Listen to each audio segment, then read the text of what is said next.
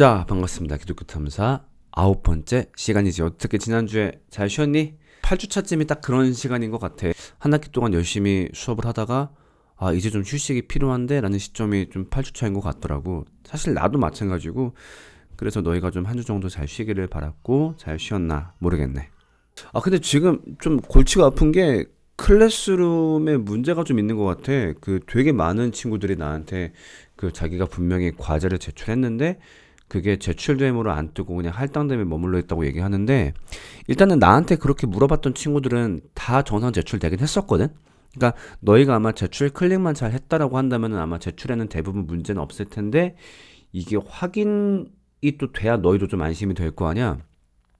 일단 이번 주까지는 한번 그대로 가보자고 해서 이번 주까지 그대로 갔는데, 지금처럼 분명히 제출했는데도 제출이 확인이 안 되는 문제가 발생한다면은 나도 한번 방법을 한 번 더 고민해 볼게. 그래서 일단 이번 주까지는 분명히 내가 제출했는데 할당됨으로 뜬다, 저 불안한 친구들은 나한테 백석톡으로 연락을 주면은 내가 좀 일일이 확인을 좀 해줄게. 좀 솔직히 그게 좀, 나도 되게 일정이 많다 보니까 하나하나 확인해 주는 게 어렵긴 한데, 뭐 어떻게, 그 불안한데 내가 확인해 줘야지. 그래서 이번 주까지 그렇게 한번 가보자고. 그 다음에 이 문제가 좀 지속이 되면 나도 다른 방법을 한번 고안을 해볼게.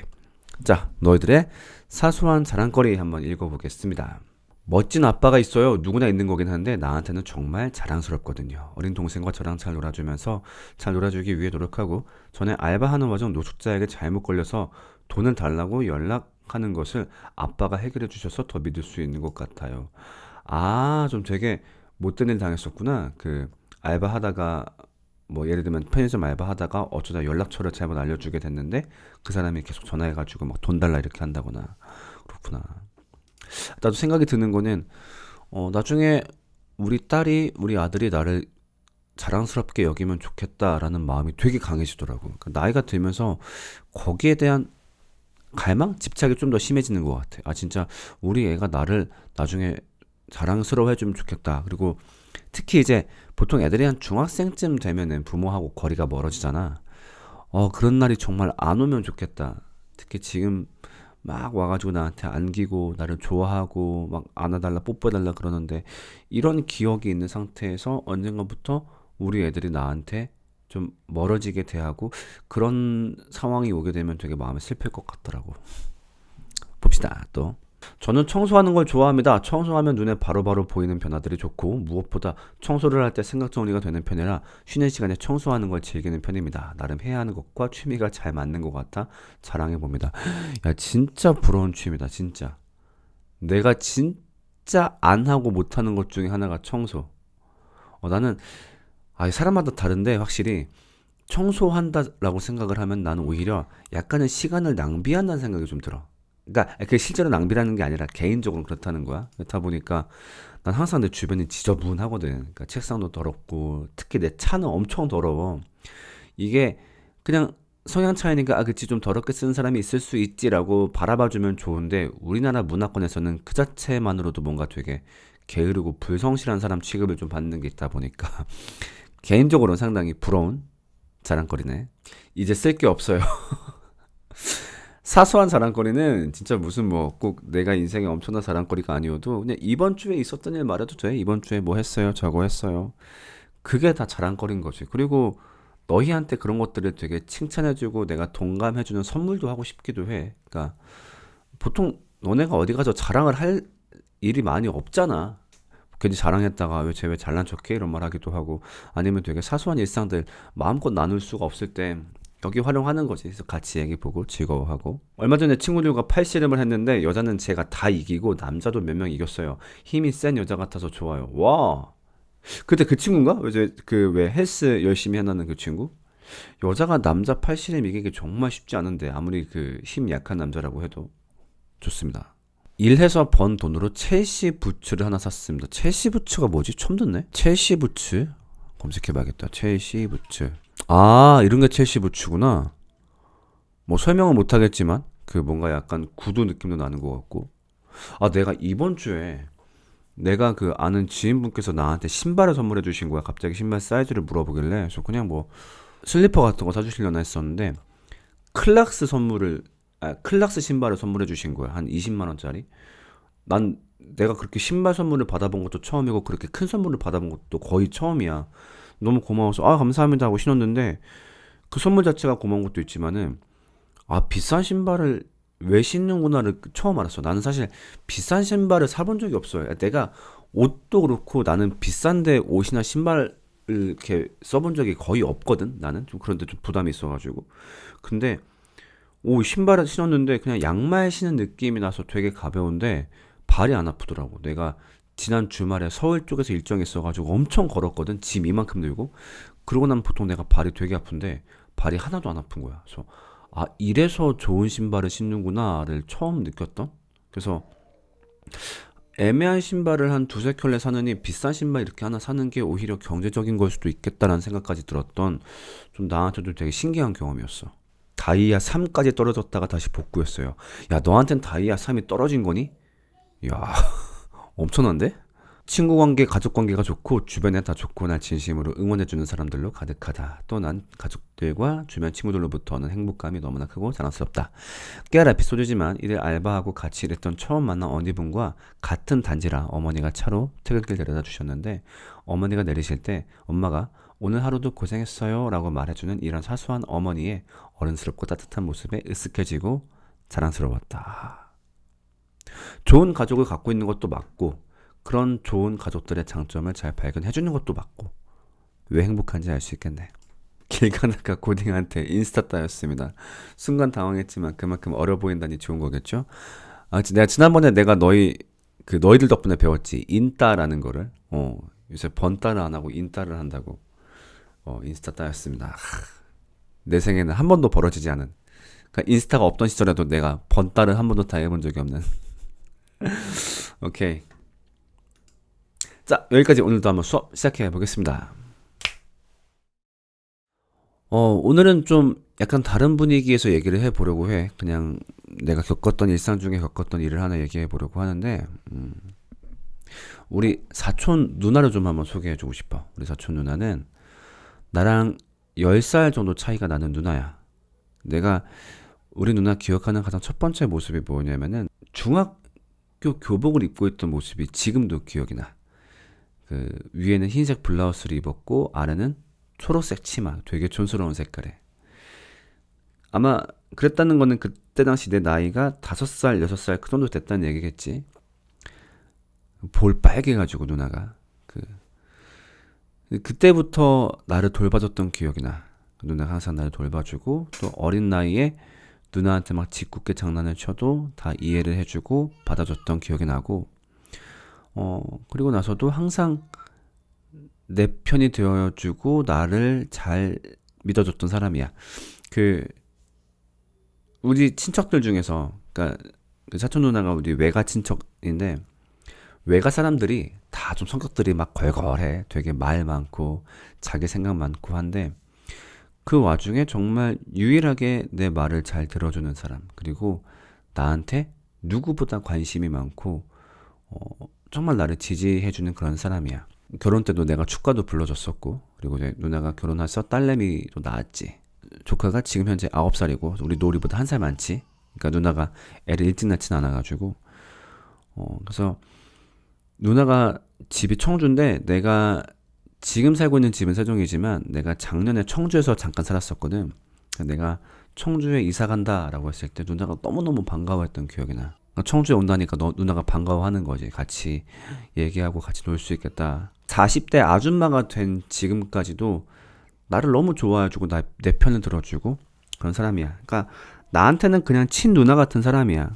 왜냐면 내가 그 사실은 형제자매가 없이 외동이거든. 그러니까 누나를 볼 때마다 아 친누나가 있으면 이런 기분인가 보다 싶기도 하고 근데 어찌 보면 친누나보다 더 좋은 누나라고 할 수 있겠지. 왜냐면 보통 친누나 있으면은 나는 모르지만 많이들 싸운다면서 사촌 누나랑 나랑은 뭐 그렇게 싸운 적이 없으니까 어찌 보면 친누나보다 더 누나 같은 사람이지. 그리고 우리 부모님한테도 딸 같은 사람이야. 아니 딸 그 이상이지. 그러니까 우리 부모님은 나밖에 없으니까 딸이 없잖아. 근데 우리 누나가 딸 역할을 제대로 해줬고 우리 엄마한테는 거의 뭐 친구 같은 역할도 해주고 그러니까 내가 부모님한테 못하는 역할을 누나가 대신 해줬지. 나한테는 누나 같은 사람, 우리 부모님한테는 딸 같은 사람이야. 그런 누나가 작년 8월에 교통사고로 세상을 떠났어. 그냥 하루 만에 벌어진 일이었어. 이제 그때가 내가 수요일날 아침에 출근하던 길이었었는데 우리 엄마한테 갑자기 연락이 온 거야. 엄마한테 연락이 와서 성진아 지금 빨리 이모한테 가봐라. 뭔 일이 생긴 것 같다. 네, 그렇게만 말씀하시는 거야. 그래서 뭔가 큰일이 생겼구나. 그래서 이모한테 바로 갔지. 근데 이모한테 갔더니 이모가 방바닥에서 거의 이제 구르고 있는 거야. 구르면서 말을 잘 못해. 딱 한마디 하는 거지. 우리 윤정이가 그러면서 우는 거야. 누나 이름이 윤정이거든. 그래서 뭐 대충 이모가 말하는 걸 막 이렇게 단어를 껴 맞춰 보니까 누나가 교통사고를 당한 것 같아. 그래서 이모 이러지 말고 병원 가자 빨리. 그래가지고 이제 엄마가 얘기했던 병원으로 이제 운전하면서 가고 있었어. 가고 있는데 이제 사촌 형, 그러니까 그 사촌 누나의 오빠의 아내, 그러니까 나한테는 이제 형수님이지. 형수님한테 전화가 온 거야. 그래서 형수 지금 가고 있어요. 어떻게 누나 상태가 어때요? 라고 얘기를 하니까 도련님 아가씨가 죽었어요. 이렇게 얘기를 하는 거야. 그래서 그 말을 들었는데 운전을 못 하겠더라고. 사고가 날까봐. 어딘지도 모르는 이제 근처 아파트 단지 안에 들어가가지고 누가 쳐다보든 말든 오열을 했던 기억이 나. 그리고 이제 1년이 흘렀지. 참 많이 힘든 1년이었어. 그 누나가 남기고 간 조카를 볼 때마다 너무나 마음이 아프고 이모랑 이모부는 정말 툭하면 우시고 너무 힘들지. 근데 누나가 어떻게 죽게 되냐면 참 그게 어이가 없어. 그러니까 사실 그 전날에, 그러니까 누나가 죽기 전날에 누나 시어머니의 임종을 지키고, 그러니까 시어머니가 돌아가셔가지고 그 임종을 지키고 집에 오는 길에 매형이 좀 과속운전을 한 거야. 그래가지고 이제 그 가드레일을 들이받고 그렇게 누나가 죽은 거지. 그 다음 주에 만나기로 약속이 되어 있는 상태였어. 근데 뭐 어떤 유언이나 뭐 그런 것들을 남길 새도 없이 그냥 그렇게 사람이 가버린 거야. 이게 죽음인 것 같아. 누구한테도 벌어질 수 있는 일이겠지. 그 다음에 내 삶에 벌어진 악함을 또 얘기해 본다면은 나는 학교 폭력의 피해자야. 나는 초등학생 때 5학년, 6학년 때 학교 폭력을 굉장히 심하게 당했어. 물론 뭐 TV에 나오는 뭐 더 글로리 나오는 그 정도까지는 아니지만은 뭐 그때 당시 스트레스로 몸이 막 아프고 부분 탈모가 오고 그랬을 정도로 한 서너 명 정도한테 꾸준히 이제 어떤 정신적인 학대와 폭력을 당했었고 그 중에 한 친구한테는 좀 많이 당했었지. 근데 그거를 이게 참 뭐가 냐면은 남자 인생에서 무기력하게 폭행을 당한 기억은 쉽게 잊혀지지가 않아. 그러니까 그게 아마 그 친구들한테는 그렇게 보였을 거야. 야, 얘가 무슨 남자야. 싸움도 못하고 이 새끼는. 막 이렇게 했을 텐데 사실 그런 애들도 남자로서의 자존심이 있거든. 근데 내가 무기력하게 폭행을 당했었다. 되게 찐따 취급을 받았었다. 이거에 대한 상처는 쉽게 지워지지를 않아. 그리고 또 뭐도 있냐면은 그렇게 일방적인 폭행을 당하게 되면은 인간관계에 대한 두려움이 생겨. 그러면서 사람이 소극적이게 되고 자기 의사를 이렇게 당당하게 표출하지 못하게 되고 눈치를 보게 되고 그러면서 사회성도 떨어지게 되고 소위 말하는 찐따끼 같은 게 생기게 되지. 그게 참 비참한 것 같아. 그러니까 폭행 당한 것도 피해인데 그 이후에 굉장히 지속적인 피해가 발생을 해. 그래서 그거를 떨쳐내기가 상당히 어려웠던 것 같아. 그 사회성을 갖추고 하기가. 그리고 내가 지금도, 그러니까 내가 고3 때부터 난 지금까지 복싱을 되게 꾸준하게 수련을 하고 있거든.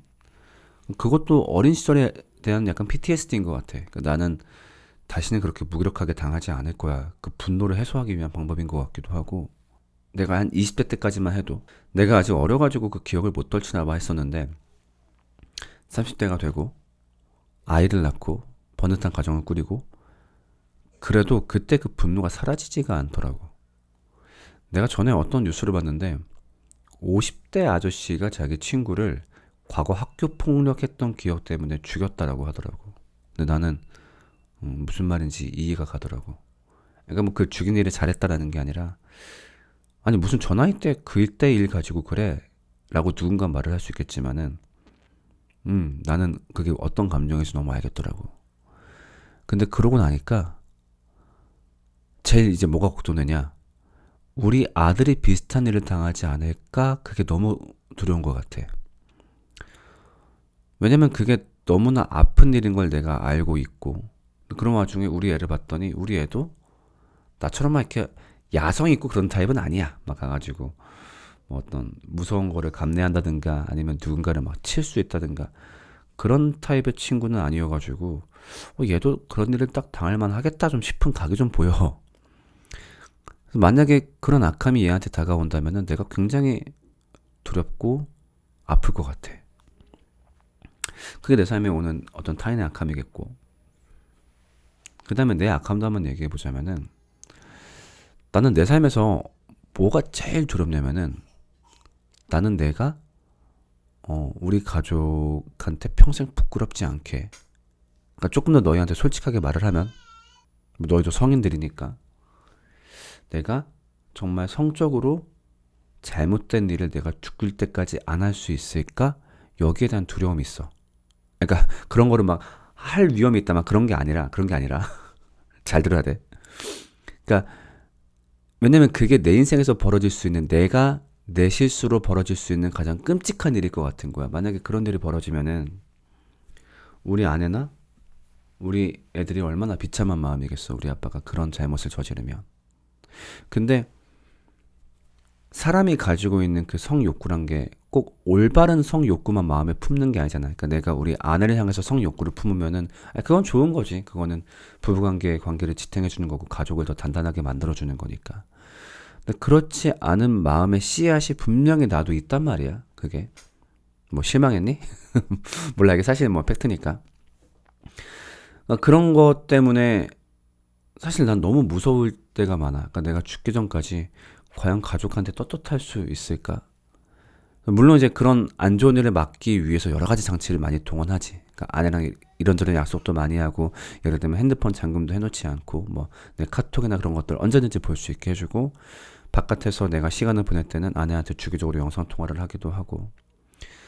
근데 그래도 만약에 내가 악함을 발휘하려고 마음 먹으면 사실 할 수 있는 거니까 그게 제일 무서운 것 같아. 그러니까 내가 나 스스로를 실망시키지 않을 수 있을까? 그리고 나를 선택한 사람, 그리고 내가 선택한 사람, 그리고 내가 책임져야 될 사람들을 과연 실망시키지 않을 수 있을까? 그리고 무엇보다 내가 왜 이것 때문에 스트레스를 받아야 되지?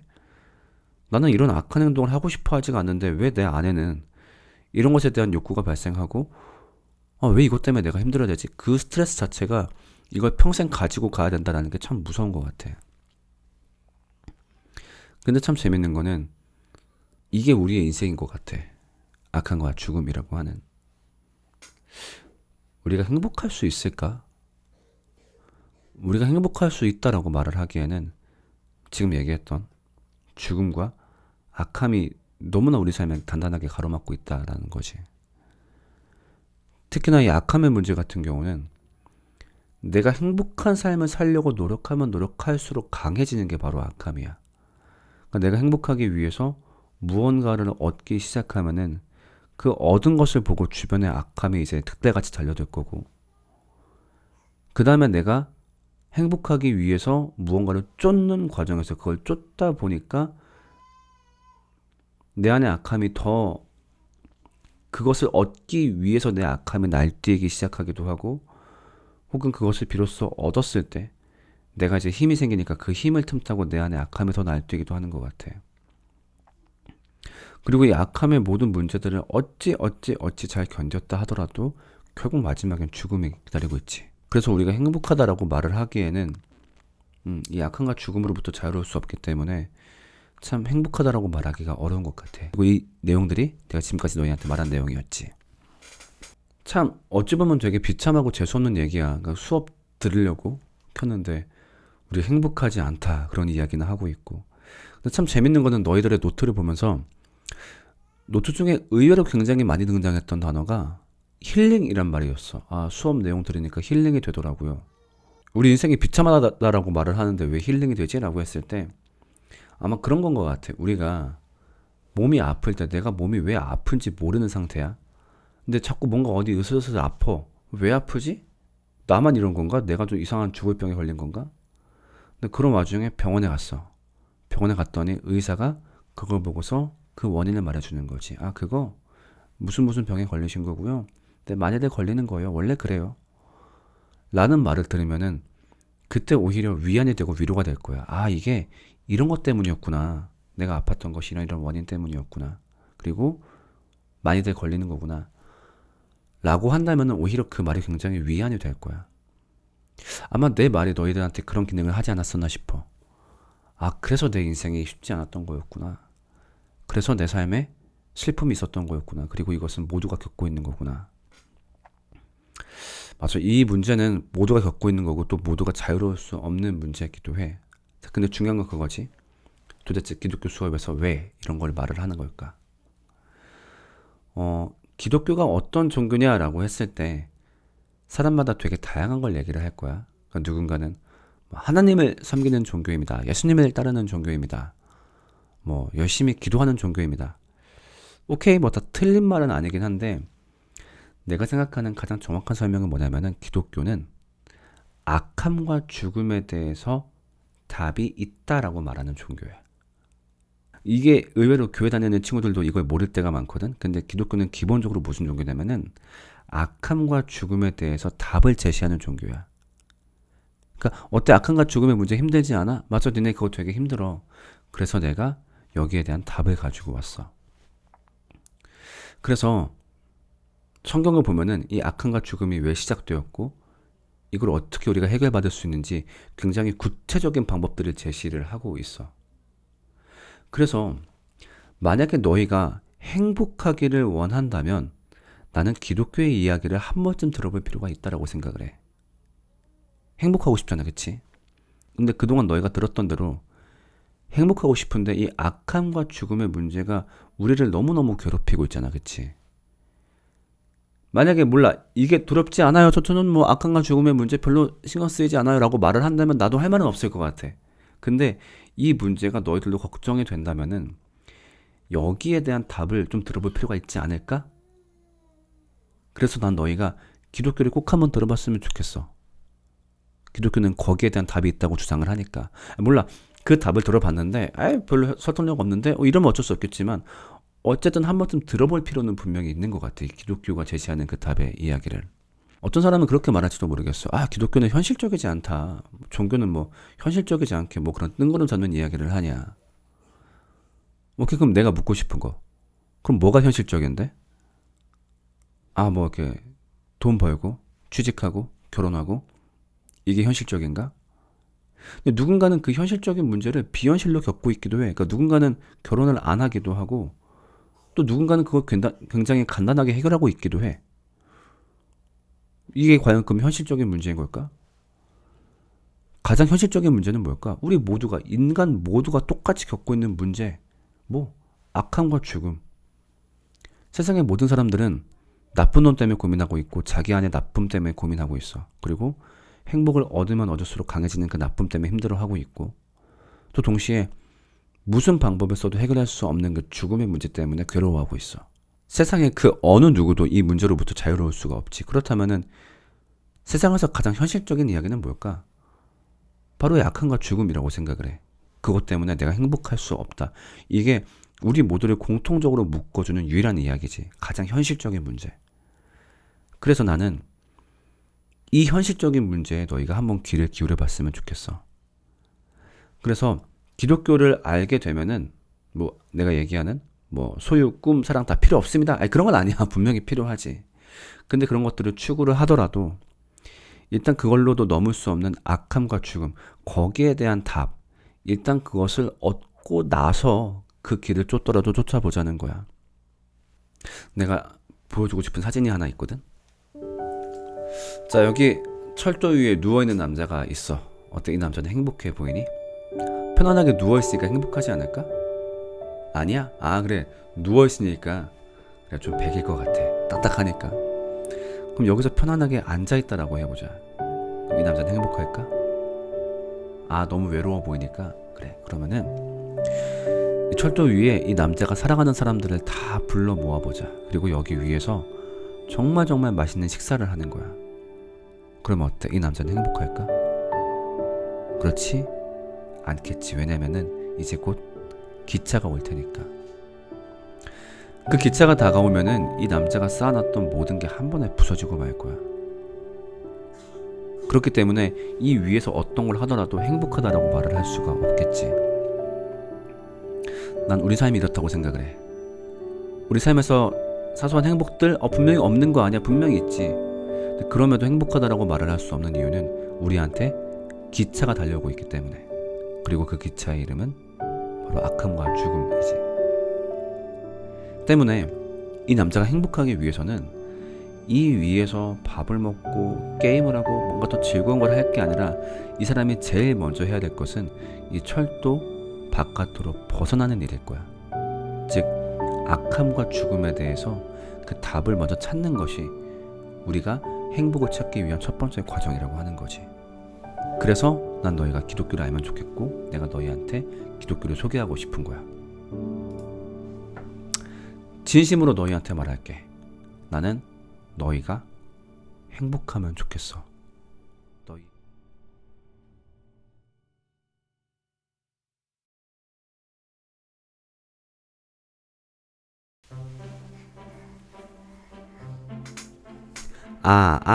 해봐. 만지는 거 아니야. 이렇게 하는 거야. 해봐.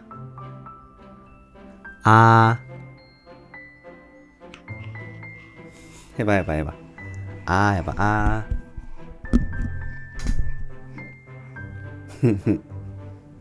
하라고 빵구야.